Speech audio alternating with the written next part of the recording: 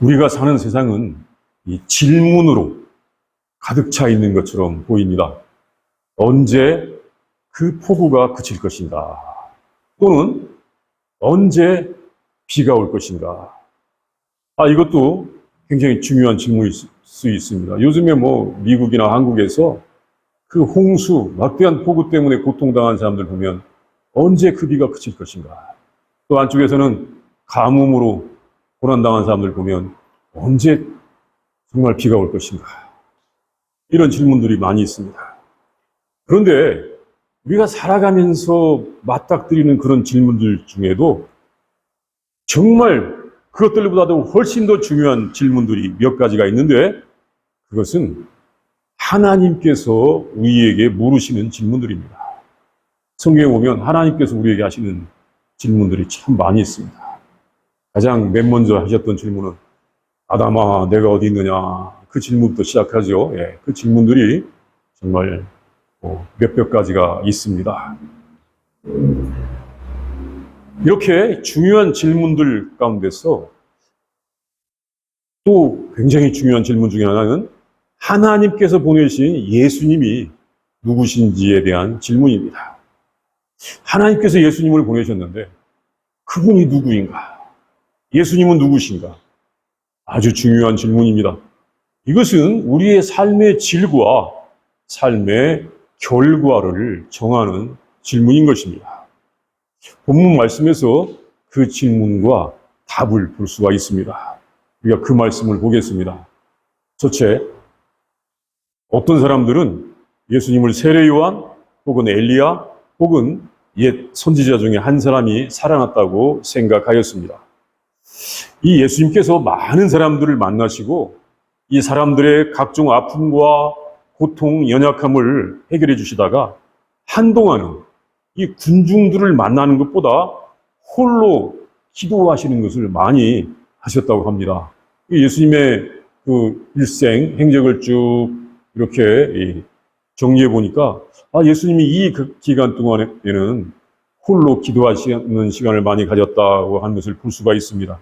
그것은 공생의 사역을 시작한 지 한 2년쯤 지난 때로부터 약 6개월 정도는 사람들을 많이 만나신 것보다는 이렇게 기도하신 것 같습니다. 그때 주로 기도하시고 제자들과 함께 시간을 보내시면서 그간의 활동을 점검해 보시기도 하신 것 같습니다.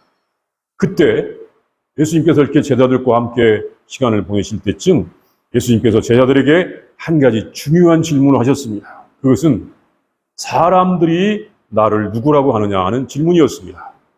예수님을 만났던 사람들이, 그간의 예수님을 만났던 사람들이 예수님을 누구라고 하느냐라고 하는 질문인 것입니다. 사실은 예수님께서는 사람들에게 자기가 누구라고 직접 말한 적이 없습니다. 예수님은 직접 말한 적이 없습니다. 사람들 중에서 그리스도일 수도 있겠다고 생각하던 세례 요한이, 많은 사람들이 세례 요한이 그리스도일 수가 있어라고 생각했다고 하는데 그만큼 세례 요한이 굉장히 큰 활동을 했습니다. 그런 세례 요한이 예수님을 가리켜서 나보다 능력이 많으신 분, 나보다 능력이 많으신 분이라고 했던 것이 예수님에 대한 소개였던 것입니다. 그리고 예수님은 자신이 누구라고 직접 정의하거나 선포하지 않고 지역의 회당에서 가르치시고 하나님의 나라를 선포하시고 약하고 아픈 사람들의 고통을 고쳐주신 일을 주로 하셨습니다. 예수님께서는 어떤 직위나 명예, 직함을 얻는 것보다도 어떤 일을 하느냐 이것을 더 중요하게 여기셨습니다. 고통받는 사람들을 구원하시는 일들을 진실로 열심히 하셨습니다. 예수님은 내가 어떤 직책을 얻기 위해서 무슨 일을 한다, 어떤 시험을 본다 그런 것이 아니라 정말 그런 거 상관하지 않고 고통받는 사람들을 구원하시는 그 일들을 진실로 열심히 하셨습니다. 그래서 예수님을 부르는 예수님을 부르는 호칭이 아주 매우 다양합니다. 정말 다양합니다. 사람들이 각각 자기가 아는 대로, 자기가 생각하는 대로 불렀던 것입니다. 그래서 사람들은 아직 예수님에 대하여 정확히 모르는 것 같습니다. 어떤 사람은 세례 요한이라고 하였다고 합니다. 이 세례 요한이 백성들에게 아주 권위 있게, 정말 세례 요한의 권위가 정말 대단했던 것 같습니다. 이 권위 있게 하나님 나라에 대하여 가르치다가 이 헤롯 안디바스에게 죽었는데 그것을 모르는 사람들이 예수님에 대하여 그렇게 생각하고 있었습니다. 아, 세례 요한이 지금 활동하고 있구나. 또 어떤 사람은 예수님을 가리켜 엘리야라고 하였습니다. 그때로부터 약 850년 전에 활동했던 이 엘리야 선지자는 우상 숭배자들과 대결하였던 아주 강력한 선지자였었습니다. 그 지역의 강력한 토착신이었던 바알과 아세라 숭배자들과 대결해서 하나님을 믿는 믿음을 지키게 하고 그 바알과 아세라를 믿는 그 거짓 선지자들과 대결해서 그 선지자 850명을 정말 죽였던 일은 아주 유명한 일 아닙니까? 하늘에서 불이 내려오게 하고 그렇게 강력한 것을 보여줌으로 말미암아 그 백성들에게 하나님을 믿는 믿음을 지키게 하고 또 그는 나중에 죽지 않고 승천하였고 또 하나님께서 마지막 때에 또 보내시겠다고 한 그 선지자였습니다. 말라기 4장 5절에 보면 엘리야를 크고 두려운 날이 이르기 전에 보낸다고 하였습니다. 그러니까 예수님을 가리켜서 그렇게 엘리야처럼 아주 강력한 선지자, 하나님께서 오실 길을 예비하는 그 선지자라고 생각하고 있었던 것입니다. 또 어떤 사람들은 예수님을 옛날 선지자 중에 한 사람이라고 하였습니다. 이걸 보면 예수님이 상당히 강력하신 모습으로 하나님 나라를 전하시면서 활동하신 것을 볼 수가 있기도 합니다. 왜냐하면 선지자들이 이 강력한 모습을 보여주었기 때문에 그렇습니다. 그런데 이것은 당시의 사람들이 예수님을 구세주로 하나님으로 알지는 못하고 있었던 것을 보여주고 있습니다. 이것은 왜 그러냐면 그 당시에 하나님에 대한 생각, 어떻게 보면 보통 일반적인 말로 하면 신관이라고 할 수가 있는데 하나님에 대한 개념, 이 신관이 하나님은 하늘에서 직접 구름을 타고 오시는 걸로 알고 있었고 신관이 달랐습니다. 하나님은 직접 하늘에서 구름을 타고 오시는 걸로 알고 있었고 오시면 온 세상을 심판하는 것으로 알고 있었기 때문입니다. 당시 사람들의 이 하나님에 대한 지식, 믿음, 기대가 예수님께서 보여주신 모습과는 달랐던 것입니다. 예수님께서는 병든 자들을 고쳐주시고 이 죄인들을 용서하시는 것이 사람들이 성전이나 회당에서 배웠던 그 구세주의 모습과는 달랐던 것입니다. 그래서 사람들은 예수님을 선지자의 한 사람으로 알고 있었던 것입니다. 둘째, 베드로는 예수님을 하나님의 그리스도라고 고백하였습니다. 이 고백은 예수님에 대하여 제대로 믿는 고백이었습니다. 예수님께서 이 사람들이 생각하는 자신에 대한 그 개념을 들으시고는 제자들에게 너희들은 나를 누구라고 하느냐고 물으셨습니다. 너희들은 나를 누구라고 하느냐. 그때 베드로는 하나님의 그리스도시니라라고 고백하였습니다.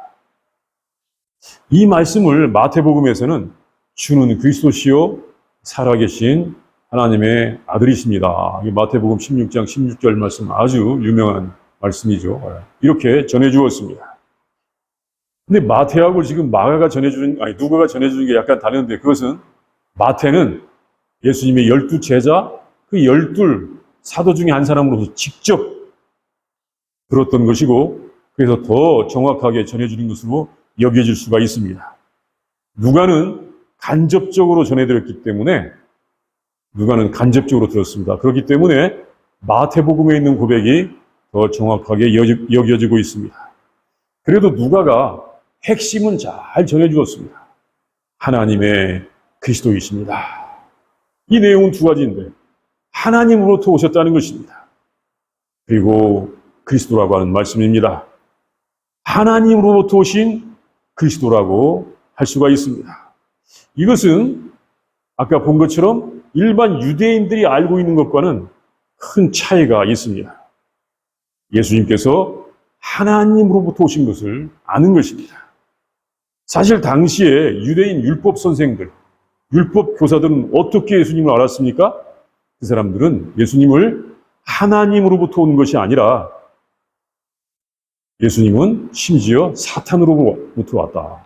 바알세불로부터 왔다라고 그렇게 생각하며 그렇게 예수님을 낙인 찍으며 거부하고 있었던 것입니다. 아주 강력한, 아주 악한 비방이죠. 예수님은 바알세불, 사탄으로부터 왔다는 것입니다. 이것을 마태복음 12장 24절 말씀이나 누가복음 11장 15절 말씀에서 볼 수가 있습니다. 참 얼마나 참 예수님을 비방했으면 하나님의 일을 하심에도 불구하고 사탄으로부터 왔다고 그렇게 아주 거꾸로 비방을 합니까? 그럴 때 예수님께서 하나님부터 오셨다. 하나님의 일을 하고 있다고 고백하는 것은 쉬운 것이 아니었습니다. 사실 이 땅에서도 보면 그렇지 않습니까? 의롭고 정말 선한 일을 하는 경우에 칭송을 받기보다는 이 중상과 모략과 비방을 당하는 경우가 많은데 참 안타까워요. 의롭고 선한 사람들이 중상, 비방, 모략을 당하고 있는데 예수님도 그렇게 유대인 지도자들에게 비방과 배척을 당하고 있었던 것입니다. 베드로는 예수님께서 하나님께로부터 오신 것을 제대로 알고 있는 것입니다. 그리고 예수님은 그리스도라고 고백을 한 것입니다. 그리스도란 말은 물론 그 원뜻은 기름 부음을 받은 자라고 하지만 구세주라고 할 수 있습니다. 이 세상을 구원하러 오신 구세주, 예수님이 이 세상을 구원하러 오신 구세주라고 베드로가 고백을 한 것입니다. 베드로가 제자들을 대표하여 예수님은 세상을 구원하러 하나님께서 보내신 구세주신 것을 고백한 것입니다. 이것은 유대인의 무리들이 예수님을 선지자 중에 하나라고 생각한 것과는 정말 많이 다른 것입니다. 하나님에 대한 믿음, 어떤 신관, 하나님에 대한 고백이 다른 것이라고 할 수가 있습니다. 베드로가 예수님이 하나님으로부터 왔다, 하나님의 아들이라 라고 고백한 것은 아주 정확한 고백입니다. 정확한 믿음을 고백한 것입니다. 그것을 어떻게 할 수 있냐면 이 고백을 들으신 예수님께서 제자들에게 엄히 경고한 것을 보면 알 수 있습니다. 이 본문의 말씀 가운데 보면 엄히 경고하셨다고 하지 않습니까? 아무에게도 말하지 말라. 아니 어떻게 보면 거꾸로 지금 우리가 생각하는 것 같죠? 예. 아무에게도 말하지 말라고 엄히 경고하셨는데 이것이 베드로의 고백이 진실, 사실이라는 것입니다. 왜 예수님께서 아무에게도 말하지 말라고 하셨냐? 그것은 이 고백이 정확하기 때문입니다. 예수님은 우리들 또는 이 땅의 사람들이 하는 것과는 정말 다른 모습을 보여주셨습니다. 일반적으로 사람들은 자기들의 직분이나 또 명예를 알리기를 좋아합니다. 자기의 능력도 알리기를 좋아해서 막 과장해서 하는 사람도 많이 있습니다. 홍보와 선전을 열심히 합니다. 그러나 예수님께서는 그 반대로 행하는 것을 보여주셨습니다. 예수님은 많은 병자들을 고쳐주시고도 말하지 말라. 너 집에 가라. 이렇게 말씀하셨고 심지어 죽었던 아이를 다시 살려주신 다음에도 회당장 야유의 딸을 달리 살려주신 다음에도 알리지 말라고 하셨던 것입니다. 어떻게 생각하면 예수님이 참 수줍음을 많이 타시는가? 이렇게 생각할 수 있는데 그렇습니까? 아닙니다. 예수님이 수줍음을 많이 타서 그런 것이 아닙니다. 이렇게 숨기는 것이 이렇게 참 하신 일을 숨기시는 것이 그리스도의 중요한 특성의 하나인 것입니다. 예수님의 익명성 내지는 예수님의 숨김, 이것이 그 그리스도의 특성 중에 하나인 것입니다. 하나님 나라의 백성들은 이렇게 자신을 숨기는 것을 예수님께서 가르쳐 주셨습니다. 셋째, 베드로의 신앙 고백 후에 예수님께서는 자신이 많은 고난을 받고 장로들과 대제사장들과 서기관들에게 버림받아 죽임을 당하고 제3일에 살아날 것을 말씀하셨습니다. 자신이 하나님의 그리스도인 것을 인정하신 예수님께서는 뜻밖의 말씀하셨습니다. 그것은 자신이 순환을 당하시고 죽임을 당한다는 것이었습니다. 그리스도의 길, 구세주의 길이 순환을 당하고 버림받고 심지어 죽임까지도 당한다는 것입니다. 이 일반적인 관념과는 너무나 다른 것입니다. 이 세상에서 구원을 받았다고 하면 그 모습은 어떤 모습입니까? 구원받은 모습. 잘 먹고, 잘 입고, 편하고, 편안하고, 넉넉하고, 사랑받고, 인정받고, 장수하는 것을 생각합니다. 고난? 생각할 수도 없는 것이 구원받은 모습의 우리들의 관념입니다. 사람이 고난을 받는다는 것은 자기 자신이 죄를 행했기 때문에 그 죄의 대가로 당한다고 생각하는 것입니다. 고난은 죄인의 몫이야. 이게 구약성경 율법서의 그런 이 말씀이기도 하고 사상이기도 하고 또 우리도 그것을 아주 강하게 주장하고 있습니다. 고난당하고 있어? 지가 잘못했구만. 이렇게 생각하고 있습니다.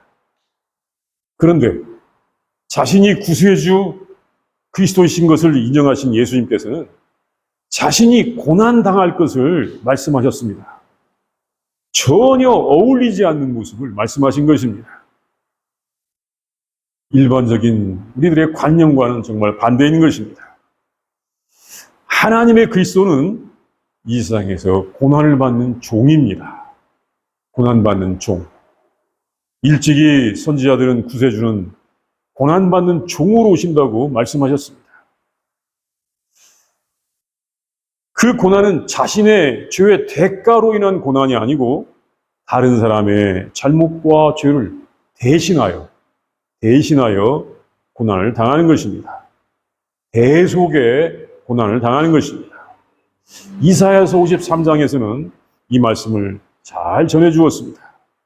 그는 실로 우리의 질고를 지고 우리의 슬픔을 당하였거늘 우리는 생각하기를 그는 징벌을 받아 하나님께 맞으며 고난을 당한다 하였노라.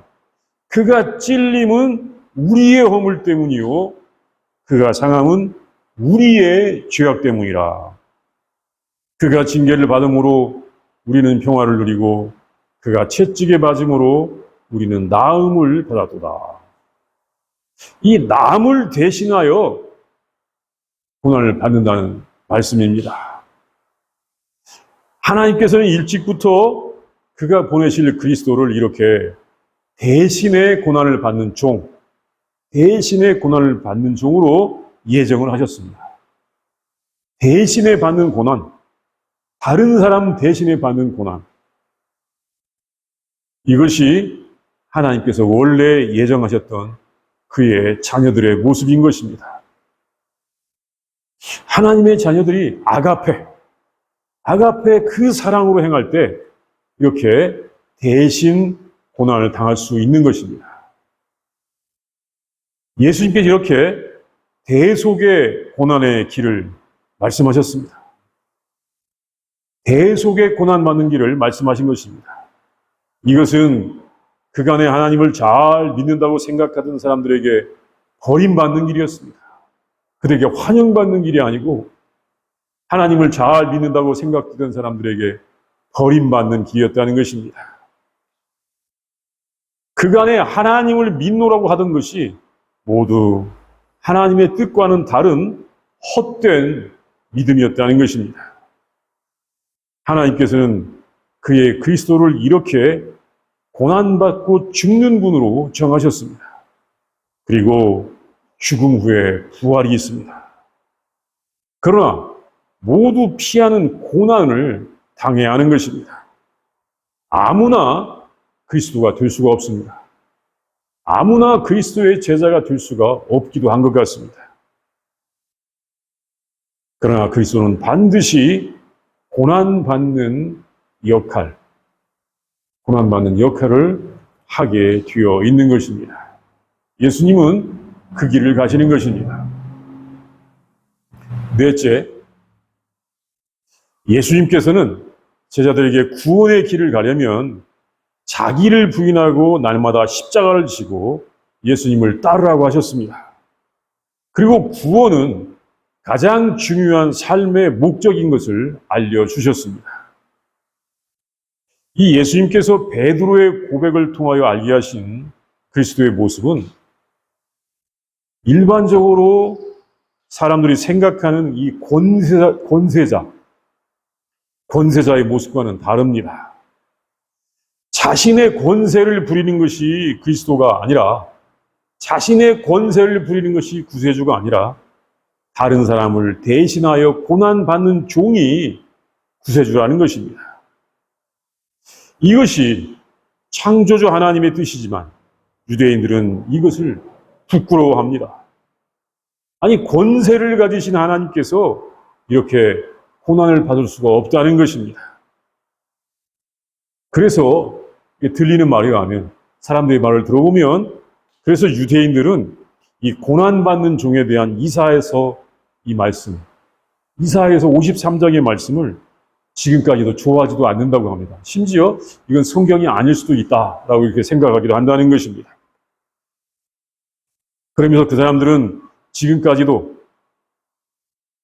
이 고난받는 것을 받아들이지 않고, 지금까지도 남들을 대신하여 고난받는 것을 받아들이지 않고 예수님을 배척하고 부끄러워했습니다. 그리고 그들은 지금도 남들을 지배하고 배척하는 정책을 쓰고 이웃을 진멸하고자 전쟁을 하며 지내고 있습니다. 하나님을 잘 믿는다고 여겨졌던 그 사람들이 실은 하나님의 뜻을 거역하고 있는 것을 볼 수가 있습니다. 예수님께서는 유대인들이나 그런 종류의 사람들이 이웃을 대신하여 고난받는 것을 부끄러워하는 것에 대하여 경고하셨습니다. 너희들이 내가 죄인들 때문에 고난받는 것을 부끄러워하면 너희들이 하나님 앞에서 부끄러움을 당하게 되리라. 결국 그들에게 하나님의 구원은 없다는 것입니다. 대신에 예수님께서는 구원의 길은 자신을 따르는 길이며, 그렇기 위해서는 자신을 부인하고 십자가를 지라고 하셨습니다. 자신을 부인한다. 자신의 육적인 욕망을 부인하는 것입니다. 이 자신의 탐심을 부인해야 하는 것입니다. 탐심은 대적자인 사탄이 주는 것으로 여겨지는데, 사탄이 주는 세속적인 탐심을 버리고 자기 중심성을 버리고 이웃을 존중해야 자신을 부인할 수가 있는 것입니다. 오죽하면 자신을 십자가에 못 박아야 가능한 것입니다.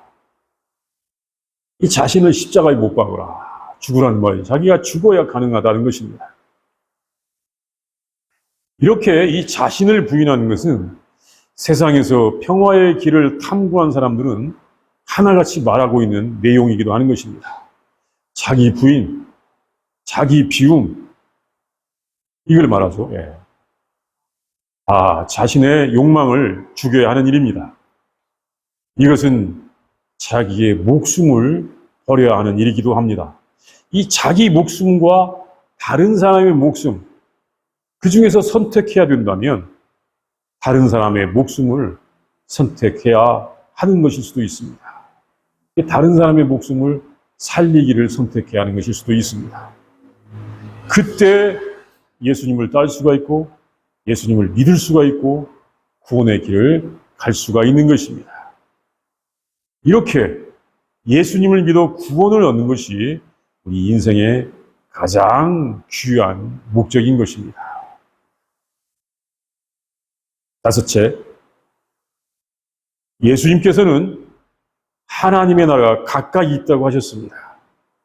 그 제자들 중에서도 죽기 전에 하나님의 나라를 볼 사람도 있다고 하셨습니다.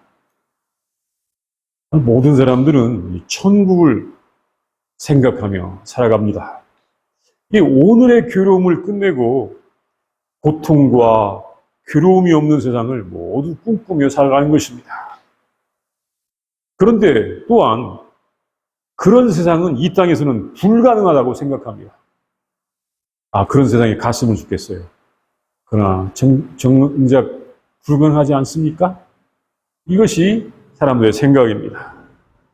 이 목숨이 죽어야 간다고만 생각하는 것입니다. 참 그러고 보면 목숨이 원수이기도 합니다. 목숨이 있는 한 불가능하다. 그런데 사실 이것이 불신앙입니다. 이것이 불신앙이에요. 예수님을 믿는 믿음이 아닌 것입니다. 자신이 그리스도이신 것을 인정하신 예수님께서는 그 제자들 중에서도 죽기 전에 하나님 나라를 볼 사람이 있다고 말씀하셨습니다. 여기 지금 이 본문의 말씀 가운데서 우리가 그것을 볼 수 있지 않습니까? 참 죽기 전에 하나님 나라를 볼 사람이 있다 하셨습니다. 이 하나님 나라를 볼 수 있다. 이 본다는 말이 꼭 눈으로 본다는 말만은 아닙니다.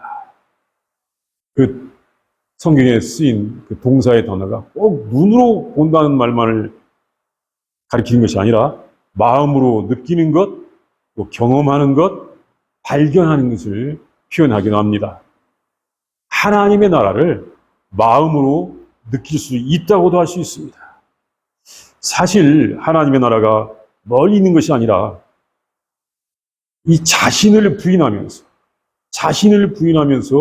그것을 느낄 수가 있습니다. 하나님의 나라는 하나님의 다스림인데 하나님의 다스림, 자기를 부인하고 하나님의 다스림을 받아들이면 그때부터 하나님 나라를 느낄 수가 있는 것입니다. 그러면서 질서와 평화와 안식을 느낄 수가 있습니다. 우리는 자신을 부인하면서 또 자신의 탐욕을 없애면서 하나님의 다스림을 받을 수가 있고 그 결과 평화, 안식, 진실을 볼 수가 있는 것입니다. 그리고 그 다스림은 한순간만 멈추는 것이 아니라 영원한 것인 것을 알 수가 있습니다. 그 나라는 영원합니다. 하나님의 다스림은 영원합니다.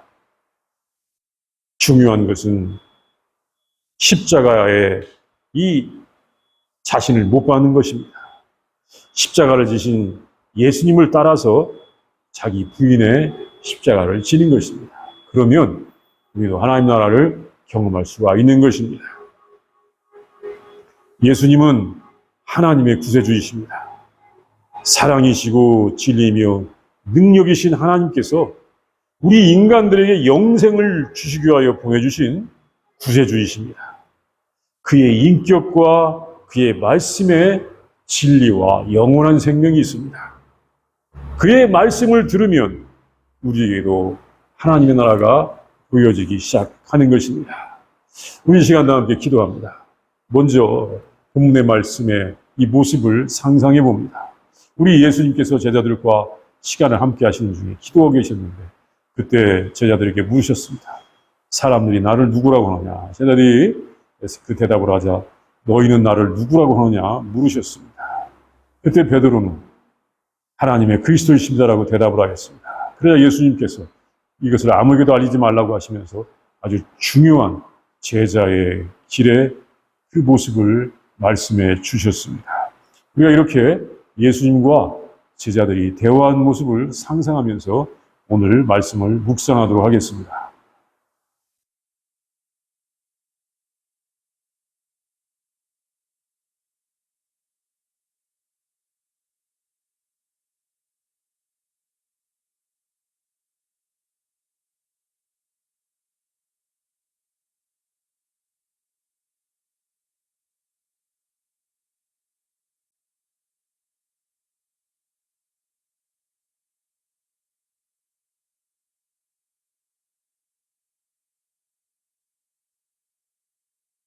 하나님 감사합니다. 우리가 예수님을 통하여 참된 하나님에 대하여 알게 하여 주시고 또 예수님을 통하여 영원한 생명을 얻는 길을 알게 하여 주시니 진심으로 감사를 드립니다. 하나님, 예수님께서 우리에게 가르쳐 주신 하나님의 그 뜻을 바로 알게 하여 주시옵시고 참된 하나님을 믿고 섬기는 우리들이 되게 하여 주시옵소서. 예수님께서 하나님을 믿고 섬기는 길을 우리에게 직접 보여주셨사오니 하나님, 우리도 예수님을 따라서 자기를 부인하고 십자가를 지고 예수님을 따르는 삶을 살게 하여 주시옵소서. 그래서 우리의 목숨을 구원하는 영생을 얻게 하여 주시옵시고 하나님 또한 이 땅에 임하는 우리에게 오는 하나님의 나라를 우리도 볼 수 있도록 인도하여 주시옵소서. 온 땅에 하나님 나라가 가득하게 하여 주시옵소서. 감사드립니다. 예수님의 이름으로 기도합니다. 아멘.